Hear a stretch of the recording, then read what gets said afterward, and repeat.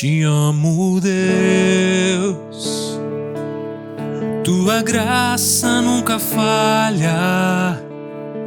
Todos os dias eu estou em suas mãos. Desde quando me levanto até eu me deitar, eu cantarei da bondade de Deus.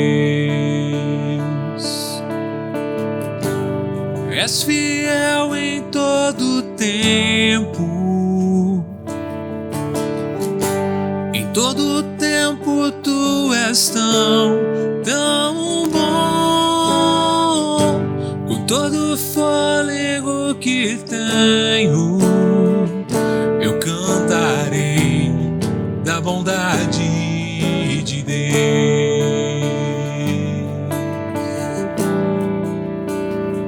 Te amo, Deus, tua graça nunca falha.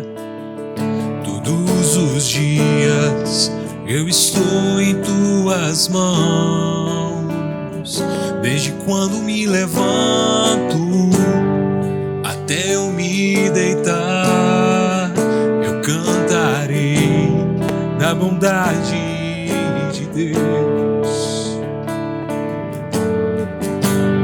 És fiel em todo tempo, em todo tempo tu és tão bom. Com todo o fôlego que tenho, eu cantarei da bondade de Deus.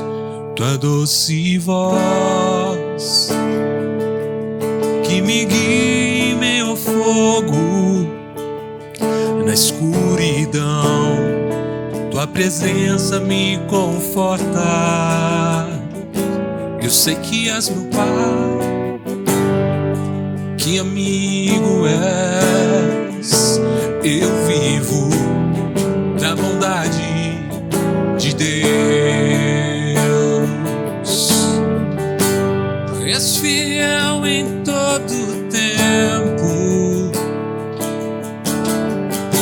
em todo tempo tu és tão bom.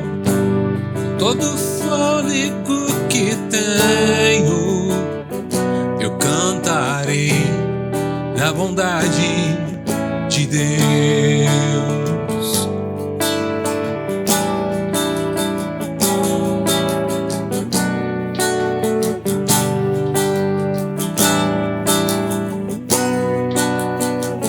Tua bondade me seguirá, Senhor. Tua bondade me seguirá,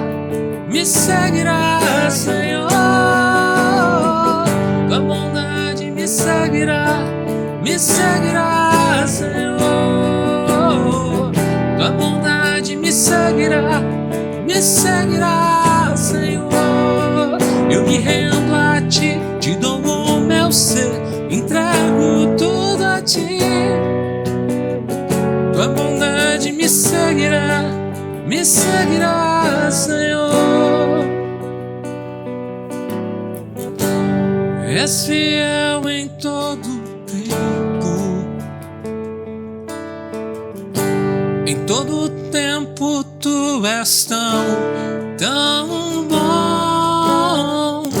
Com todo o fôlego que tenho, eu cantarei da bondade de Deus. Eu cantarei da bondade de Deus. Eu cantarei da bondade de Deus.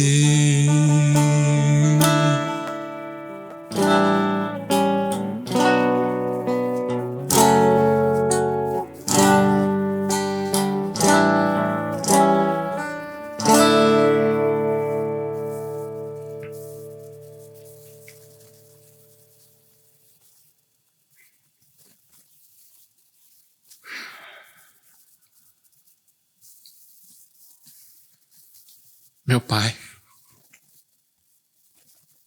obrigado pelo seu cuidado, Senhor. Obrigado pela tua bondade, Senhor. Aquela que nos segue, que nos acompanha. Obrigado por tantos irmãos queridos, Senhor. Obrigado por fazer parte de uma família. Que essa noite, Senhor, alcance os nossos corações e grave a tua palavra nos nossos corações. Que a gente receba a revelação do Senhor, muito mais do que um conhecimento que pode ser assimilado por leitura, por racionalidade humana, Senhor. Que teu Espírito grave as suas palavras dentro de cada um de nós e que a gente nunca mais seja o mesmo.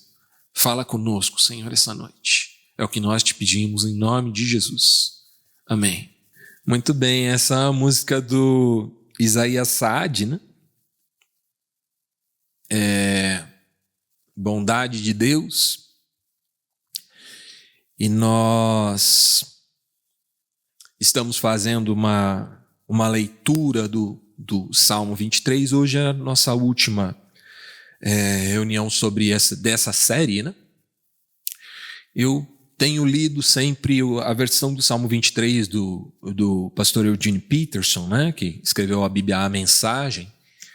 E hoje eu vou lê-la também mais uma vez, né? O Salmo 23 na versão A Mensagem de Eugene Peterson.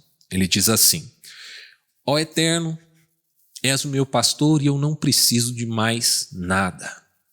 Tu me acomodaste em exuberantes campinas, encontraste lagos tranquilos e deles eu posso beber. Orientado por tua palavra, eu pude recuperar o alento e seguir na direção certa. Mesmo que a estrada atravesse um vale da morte, eu não vou ter medo de nada, porque caminhas ao meu lado. Teu cajado fiel me transmite segurança. Tu me serves um jantar completo diante dos meus inimigos. Tu me renovas e o meu desânimo desaparece. Minha taça transborda de bênçãos. Tua bondade e teu amor correm atrás de mim todos os dias da minha vida. Assim, eu vou me sentir em casa no templo de Deus por todo o tempo em que eu viver. O verso que a gente vai estudar hoje é o último, o verso 6, né? E eu dei um nome para essa reflexão de a perseguidora bondade de Deus. Eu gosto muito dessa música do Isaías Saad, porque ele dá ênfase exatamente nesse aspecto do Salmo 23. Sua bondade me seguirá, né? Ele canta. E existe uma promessa muito profunda e real nesse verso 6. Tua bondade e teu amor correm atrás de mim, né? Eu gosto demais da versão do Eugene, né? Porque ela é poética e ela vai em lugares que muitas vezes a nossa compreensão, né, da versão Almeida, né, das versões mais antigas, a nossa língua portuguesa não consegue mais processar o que isso significava quando o João Ferreira de Almeida fez essa tradução, né? Então, certamente a bondade e a misericórdia me seguirão todos os dias da minha vida e habitarei na casa do Senhor por longos dias, né? É a versão clássica, né, que a gente decora. Mas a ideia aqui é de fato de uma bondade, um amor que correm, perseguem o salmista. Essa declaração revela a natureza perseverante e inesgotável do amor de Deus por cada um de nós. Ele não é um amor passivo, ele é um amor que nos persegue, que nos alcança e que nos acompanha em todos os momentos das nossas vidas. Então, primeiro falando acerca da bondade que persegue, né? A bondade de Deus é dinâmica. Ela não espera que nós a busquemos, mas é Deus quem vem ao nosso encontro. Enquanto no Gênesis você tem a história de dois irmãos e um mata o outro porque ele prestou o culto do jeito errado, né? De um jeito diferente dele. Então imagine que os seres humanos estão desde então se digladiando para decidir qual é a forma certa de buscar a presença de Deus. Agora Jesus é o caminho inverso.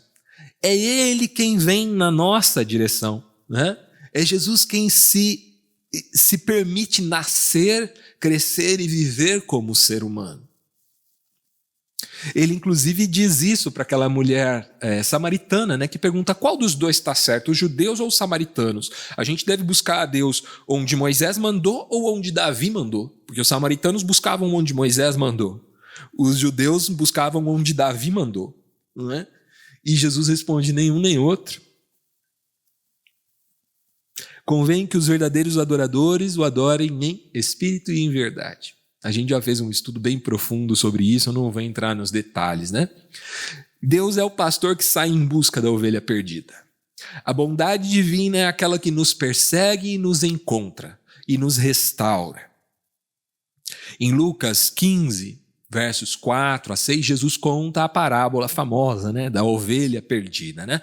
Ele conta que um pastor tinha 100 ovelhas e ele percebe que está faltando uma, então ele deixa as 99 para ir em busca dessa uma que se perdeu. E ele sai diligentemente até encontrar. E quando ele encontra, ele celebra. Ele conta para todo mundo, faz uma festa, conta essa novidade para todos os seus amigos, todos os seus vizinhos. E no verso 7, Jesus vai afirmar o seguinte: acreditem, há mais alegria no céu pela vida resgatada de um pecador do que por 99 pessoas que acham que não precisam de salvação. Da mesma forma, Deus nos persegue com a sua bondade, como esse pastor que persegue aquela única ovelha. Quando a gente se desvia do caminho dele. Não importa quantas vezes a gente se perde, não importa o quão longe a gente chegou de onde a gente estava, não importa o quão sujo a gente esteja por esse desvio que nós tomamos do caminho, a bondade de Deus nos persegue como esse pastor de ovelhas obstinado. Segundo aspecto desse texto é o amor que nos acompanha, né? Na versão João Ferreira de Almeida, a palavra aqui é misericórdia, né? Certamente que a bondade e a misericórdia do Senhor me seguirão todos os dias da minha vida. Pode ser que no tempo dele misericórdia tinha esse sentido. E se você for pensar na raiz da palavra misericórdia, ela tem. Porque misericórdia é colocar o seu coração, cardia, né, na miséria do outro, é se compadecer, né, é se colocar no lugar do outro. Mas a palavra original desse texto é hesed. Acho que eu já falei dela aqui, tem um livro muito bom do Harold Walker que se chama Hesed, que é sobre essa palavra. A tradução mais correta de hesed é amor fiel. Algumas Bíblias traduzem aqui como fidelidade e outras como amor, mas o sentido hesed é as duas coisas. É um amor que não vai desistir. É amor com fidelidade. É as duas coisas juntas. E Deus, ele jura hesed ao longo de toda a Escritura. Ele diz, eu sou um Deus, quando a gente lê na Bíblia, um Deus misericordioso, é isso, é hesed. É com um amor fiel, um amor que não desiste, que não dá um passo para trás, né? A ideia do salmista é de um Deus constante e fiel, que não nos abandona nos momentos de dificuldade, que não nos deixa no vale da sombra e da morte, que não nos desampara nas nossas aflições, mas que caminha com a gente lado a lado, como um amigo leal que está sempre presente para nos confortar e nos fortalecer. Em Mateus 11, de 28 a 30, Jesus diz algumas das suas frases mais lembradas e mais poderosas. Ele diz assim, venham a mim, todos vocês que estão cansados e sobrecarregados, e eu lhes darei descanso. Meu jugo é fácil de carregar e o fardo que eu lhes dou é leve. Jugo e fardo são dois elementos de uma outra relação entre animais e seres humanos, né? Não é sobre ovelhas. Jugo e fardo é sobre bois. Jugo é uma peça que une dois bois, para eles fica em cima das costas do boi assim, tá um boi aqui, e tem uma peça em cima das costas dele, e preso a essa peça pode ter um carro de boi ou um arado, algo que você vai querer puxar com essa parelha, né? Com essa junta de bois. Jugo é essa peça aqui, que vai em cima das costas do boi. Então, aqui no Brasil, em muitas regiões, é chamada de canga. Eu tenho uma música que fala isso, né? Sua canga é suave, em nada entrava em dividir com ele o amor.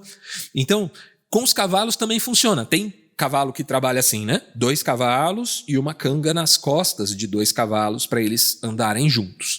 Mas esses animais devem ser sempre da mesma espécie e do mesmo tamanho, com a mesma força, mais ou menos. Se você colocar um cavalo extremamente alto com um extremamente baixo, eles vão entrar no que a Bíblia chama de jugo desigual. É um jugo, certo? Uma canga que está desequilibrada.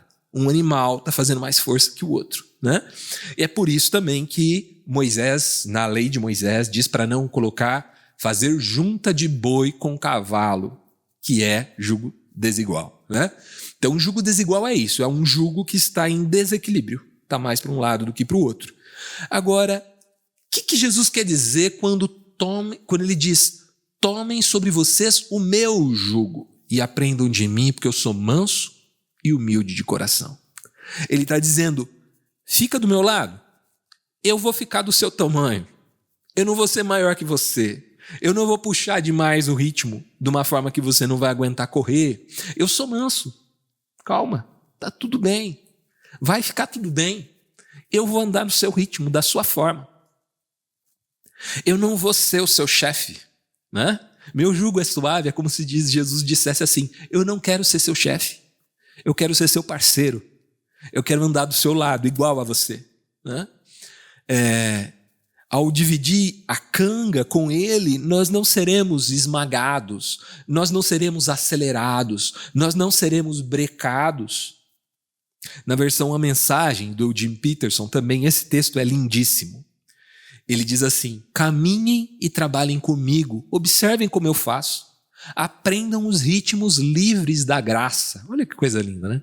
Eu não vou impor a vocês nada que seja muito pesado ou complicado demais. Sejam meus companheiros e aprenderão a viver com a liberdade e leveza.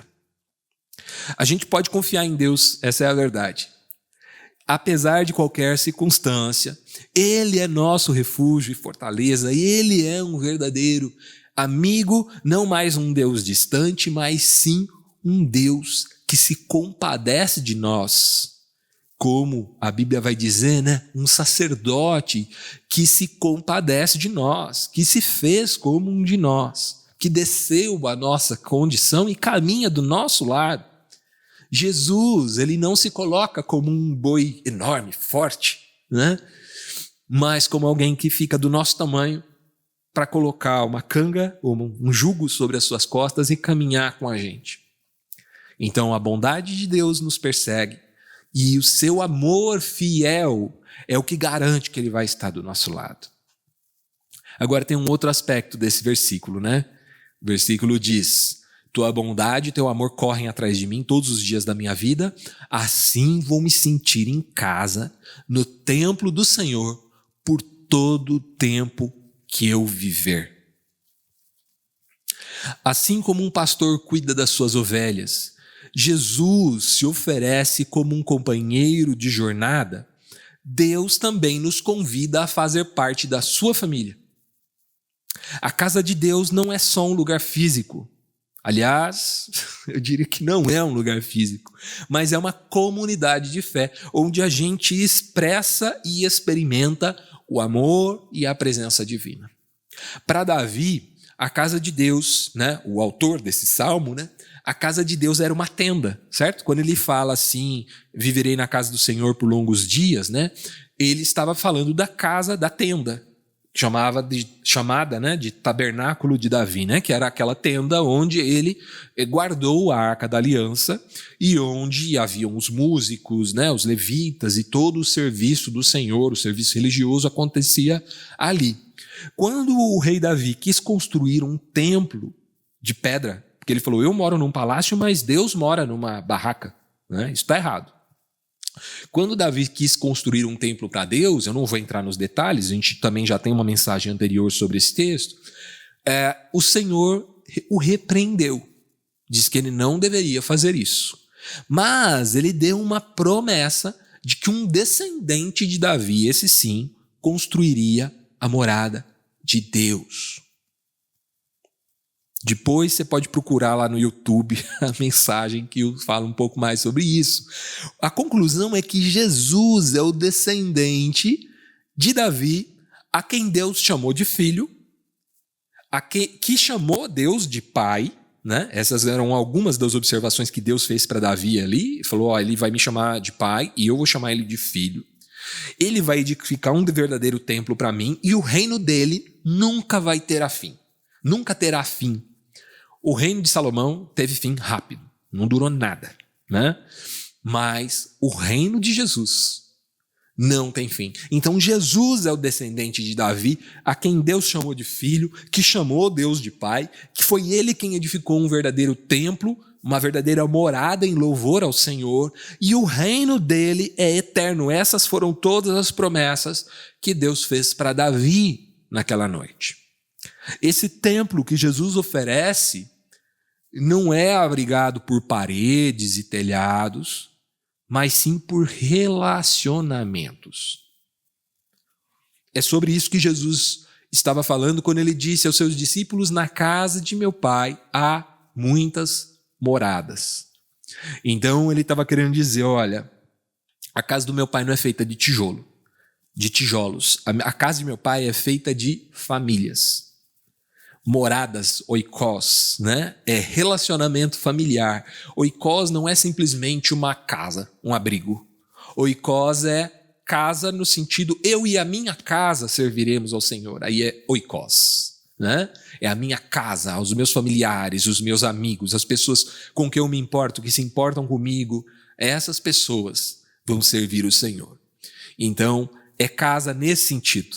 E a casa do Senhor não é um prédio onde a gente se reúne. A casa do Senhor é a família de Deus.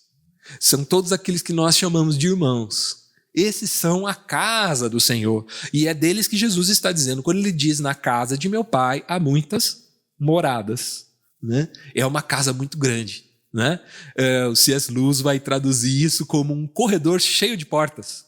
Ele fala disso em Cristianismo Puro e Simples. Ele diz que o cristianismo não é uma sala. O cristianismo é uma casa com um corredor enorme, cheio de portas. Né?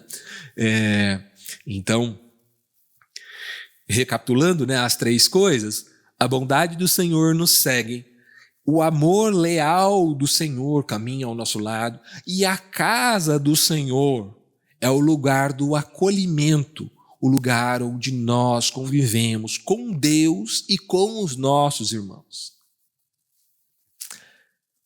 Não haveria forma melhor de terminar o Salmo 23, né? Sabendo de um Deus que vem ao nosso resgate, vem em busca da gente, de um Deus que caminha ao nosso lado e de um Deus que faz o solitário habitar em família, que faz o órfão ter uma família. Ele é o pai dos órfãos e juiz das viúvas. Concluindo, a bondade e o amor leal de Deus não são só conceitos abstratos, eles são uma realidade transformadora, verdadeira, tangível. Quando a gente experimenta esse amor, nós somos chamados para sermos instrumentos na terra, e assim como um pastor que cuida das suas ovelhas, Deus nos chama para cuidarmos uns dos outros também. Para a gente ser portadores de uma graça e de misericórdia. Talvez a Riso e o Marcos se lembrem do filme A Cruz e o Punhal, né? Da história do David Wilkerson. O David Wilkerson era um pastor americano que tinha um ministério muito forte com gangues, né? Em Nova York. E aí ele começa a evangelizar alguns desses gangsters, né? E um deles é Nick Cruz, que escreveu também um livro. O David Wilkerson escreveu A Cruz e o Punhal, em que ele conta essa experiência dele evangelizando o Nick Cruz, que hoje é o pastor também. E o Nick Cruz escreveu Foge, Nick, Foge, que foi um livro também que foi de muito sucesso, que ele conta também a sua experiência de conversão. O Nick Cruz, enquanto estava sendo abordado pelo David Wilkerson, o David Wilkerson dizia para ele: eu te amo. E imagina um gangster, né? Ouvindo um negócio deles. Ele levanta um punhal, por isso que se chama Cruz e o Punhal, né? Ele levanta um punhal, aponta, né, o punhal para o David Wilkerson e fala assim: mas e se eu te picar em 1000 pedacinhos? Aí o David Wilkerson para e fala: então vão ser 1000 pedacinhos te amando. A misericórdia e o amor leal de Deus nos seguem para que nós sejamos como David Wilkerson. Para que a gente também seja misericórdia, bondade e amor leal de Deus seguindo outras pessoas. Não faria sentido nenhum se a bondade do Senhor me seguisse e eu não seguisse ninguém. Eu preciso ser a bondade e o amor leal de Deus seguindo e abençoando. Imagine um mundo em que todos vivenciassem a paz que excede todo entendimento, onde a compaixão fosse a norma e o amor fosse o nosso idioma. Esse mundo é possível quando cada um de nós se permitir ser conduzido pelo Espírito Santo e se tornar um canal do amor de Deus. Cada um de nós sermos a bondade e a misericórdia ou o amor leal de Deus, seguindo aqueles que muitas vezes estão perdidos. Então, com base nisso, eu queria te fazer um desafio hoje. Ao sair daqui, que você não consiga esquecer dessas palavras. Que você leve essa mensagem para o seu coração, para a sua cama, quando você for deitar. E que você medite nisso. Como é que eu posso compartilhar a minha fé? E como é que eu posso praticar a bondade? Como é que eu posso ser um farol de luz no meio da escuridão? Como é que eu posso ser reconhecido como o amor de Deus que persegue alguém? Eu não quero mais ser o crente chato que fica perseguindo a pessoa para converter para a minha religião. Eu quero ser o amor de Deus que persegue, mas que não persegue para ser um chato, né? Para buzinar na orelha do outro que ele precisa ser evangélico. Mas o amor de Deus que persegue para mostrar: irmão, eu estou aqui, tá? Se você precisar, eu estou aqui para te dar suporte, para ser o seu esteio, né? A Bíblia nos diz ali em João 13:35, palavra de Jesus: nisso todos conhecerão que vocês são meus discípulos, se tiverem amor uns pelos outros. Que a partir de hoje a sua vida seja um testemunho vivo do amor de Deus. Não só porque você é alvo do amor de Deus, mas porque você é um emissor também do amor de Deus. Essa foi a promessa de Jesus para a mulher samaritana. Se você beber dessa água, ela vai fazer uma fonte dentro de você que salta para a vida eterna. Quem bebe dessa água vira fonte. Se você seja aquele que leva a bondade, a misericórdia, para onde quer que você vá, e que você responda à oração de alguém que está buscando por esperança também. Muitas pessoas estão buscando o amor, a bondade, a misericórdia de Deus. Que nós sejamos a resposta de Deus a essas pessoas que precisam. Então, concluindo essa série de mensagens, eu diria que a gente começou falando: se o Senhor é o meu pastor, e aí fomos desenrolando várias coisas que acontecem quando o Senhor é o nosso pastor. A gente poderia finalizar dizendo que se o Senhor é o meu pastor, eu encarno a bondade e a misericórdia ou o amor leal de Deus para outras pessoas.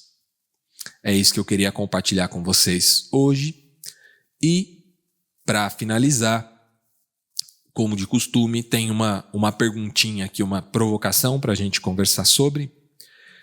A pergunta é bem simples: como você pode cultivar essa experiência mais profunda da bondade e do amor de Deus em sua vida? E aí podemos levantar a mão, se alguém já estiver falando, levanta a mão, se não, pode abrir o microfone e falar direto. Vamos lá, o Esdras já está de mão levantada, foi rápido. Ele percebeu que estava encerrando, né, Esdras? Falou, eu vou levantar a mão já antes que... Pode falar, irmão. Olha só, eu queria primeiro te agradecer, porque se você chegou até aqui, é porque você assistiu essa pregação inteira. Uma vez que você chegou até aqui, você deve ter percebido que no final da mensagem eu dou um espaço para todo mundo interagir e participar. E se você está vendo esse vídeo no YouTube, você também pode interagir e participar aqui embaixo nos comentários, dando a sua contribuição. Se você gostaria de participar ao vivo com a gente, agora está mais fácil do que nunca. Você só acessa igrejapresente.com/encontro. A gente está sempre ali, aos sábados, às 20 horas. É só chegar, participar, edificar e ser edificado com a gente. Clicando neste botão aqui, você segue o nosso canal e clicando neste botão aqui, você tem acesso a todas as nossas reuniões da Igreja Presente. Seja muito bem-vindo e aproveite. Abraço, tchau, tchau.